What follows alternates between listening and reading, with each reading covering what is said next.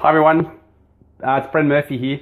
Today I'm talking about authenticity and mindfulness, and the big kicker for me is that authenticity is such a doorway into mindfulness just as much as mindfulness is a doorway into authenticity. So the main thing I'm talking about today is the idea of mindfulness being so deeply connected with authenticity that once we're in a mindful state, we can't help but be authentic. And so what is authenticity to most people, to me, to you? Authenticity is acting and connecting with your inner motives and not your social or learned guidelines. So for me, that is coming from your true self, not things that you're learned or you've been told to say or you're expected to say. So it's a big deal. And finding being ourselves at all times and in all situations is a real part of being authentic. So when I began looking around at authenticity, the main thing for me was finding, like, people say to me that I come across as really authentic, which is, at first I didn't know if that was a good thing or a bad thing, or if I was coming across as a bit too raw. But then when I looked into it more, I realized that the authenticity is it shows that I'm not, or it's the idea of not wearing any masks or hiding behind anything or being overproduced or hiding behind logos or graphics or things like that. So being authentic has a real rawness and a real honesty and a truth as part of it. And people tend to trust authenticity. So when you're just being your authentic self, you're more likely to be trusted and connected with. So what is authenticity? Authenticity is, this word is just realness, okay? Realness is about integrity and sincerity. And being authentic with yourself and with other people means you reveal yourself, okay? You're transparent, that's another version of it. So in doing that, you do offend people and you do polarize people, and people will say, oh, I'm not sure if I agree with that. And that's more for them to process and to respond and be able to lift to your level and to keep engaging with you, instead of dropping out and going, oh, you've actually got a strong opinion, I might resist that or withdraw, because that's what can happen.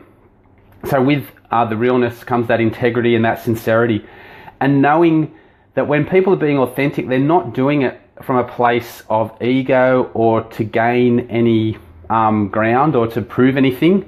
If you can see that they're just being sincere and they're genuinely trying to connect, that means you can be less guarded with your response, okay? The next thing with authenticity is the idea of truthfulness and just being honest and truthful, which is the beauty of Facebook Live. This format is so raw and so honest, and the unedited side of it means you can't dress it up, or you can't cut it and paste it or fix things up later on. So you just get what you see. And with that, again, the truthfulness comes the trustworthiness and the genuineness. Also with authenticity is the idea of certainty and fact and accuracy, because there's no layers of filtering or no layers applied over this. It's just me responding to you, or me being live and being authentic. So when we're practicing our mindfulness practice, how do we embrace with or engage more authentically with ourselves?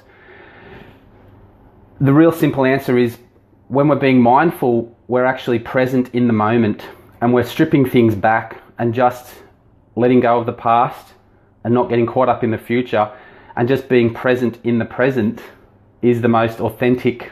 It's like a default setting, it's a natural setting. And if you keep coming back to being present, it's not so much an effort, it's a natural resting place. It's like a place of equilibrium. And we honour that from science. When there's a reaction, there'll be a catalyst will start the reaction and knock us and get the reaction rolling. But over time, the reaction, as it goes to completion, it will come towards an equilibrium, okay?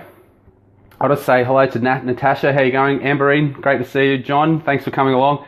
And so if I get back to the idea of equilibrium, And equilibrium is another word connected with balance, okay? So being balanced and being composed. And another great word is equanimity. And we arrive at equanimity through mindfulness. And being able to connect on that level with ourselves is really authentic. And the final one I'd like to say, just with those first 4 points, was the idea of credibility. Being authentic and not hiding behind any extra layers. Hi, Alex.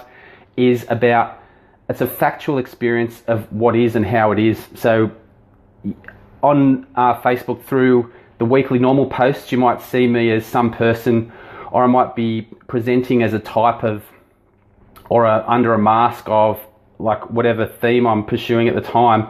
But now when you see me like live, this is sort of who I am in the real world. So there's that, just this is who I am.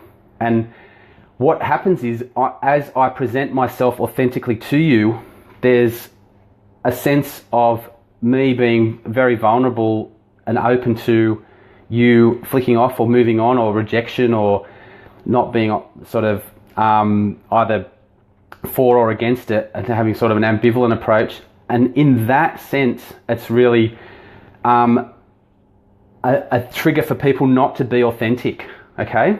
So what happens is, we actually are trained to retreat from authenticity in most situations, okay? And we call it being professional.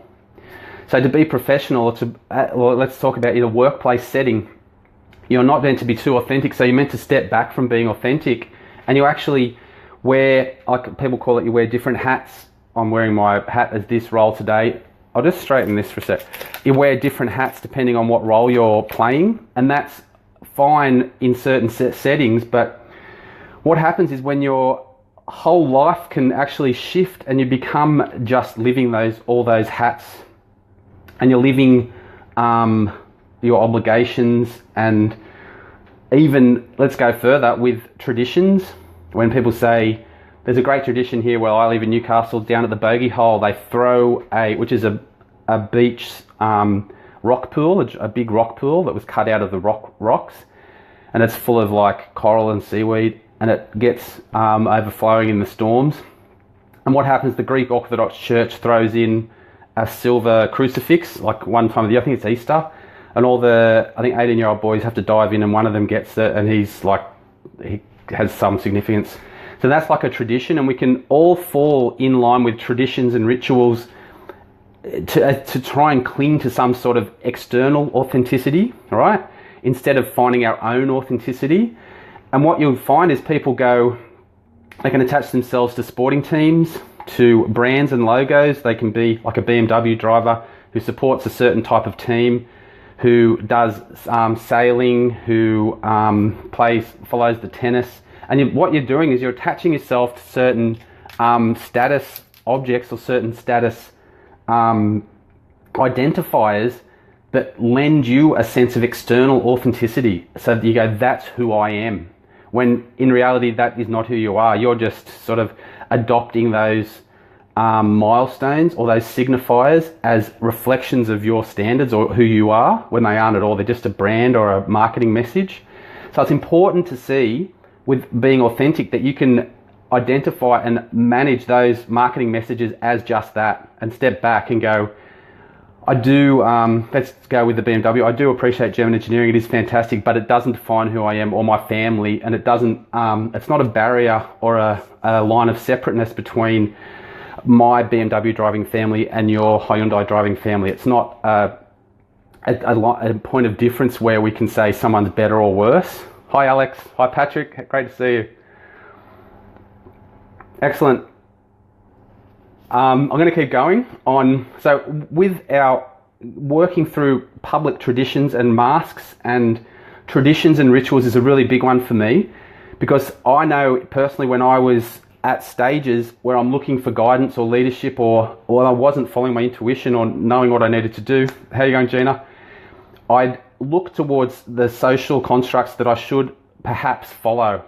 And it's like young men join the army when they finish school. Matt Overton, how you going?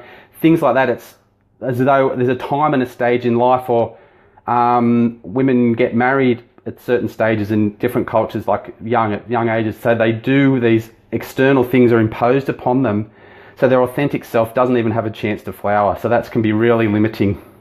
That's why we in like a Western democracies can be so grateful to have this opportunity to pursue our true self, okay, and be authentic. But with that comes the obligation to actually do the work. And doing the work is like, it's a responsibility we owe ourselves to find out who we are and where we're at, okay?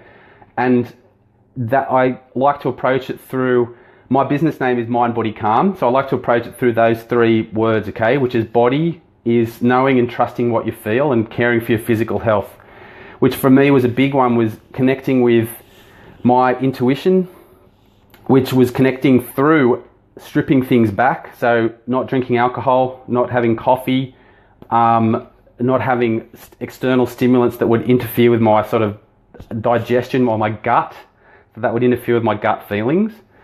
So it's, yeah, do the work. That's great, Patrick. That's right. What's her name?